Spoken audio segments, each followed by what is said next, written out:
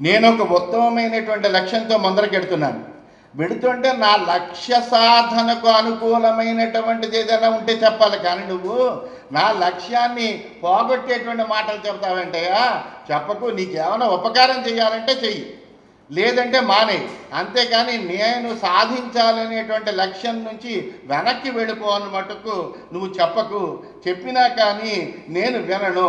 అందువల్ల నీ మనసులో ఏదైనా ఉంటే కనుక నాకు ఏ ముఖంగా అయితే చేస్తే లక్ష్య సాధన చేయగలనో ఆ ఉపాయం ఏమైనా చెప్పు అని ధ్రువుడు చెప్పేటప్పటికీ అప్పుడు నారదుడు, అంటే అతడి యొక్క దీక్షని పరీక్షించాడు నారదుడు. అసలు ఇది అంత దీక్ష ఉన్నది అని. అప్పుడు ఈ ఈ కుర్రవాడు చాలా దీక్షతో ఉన్నాడు అని తెలుసుకుని నారద తదు జనన్య అభిహిత పంథ నవై నిశ్రేయసస్యతే. నీకు ఏ విధమైన శ్రేయస్సు ఇంటికెడితే లేదు.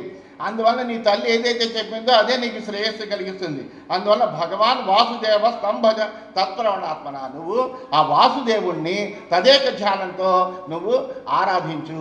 ఆరాధిస్తే నీకు ఉత్తమమైనటువంటి వ్యవస్థ కలుగుతుంది.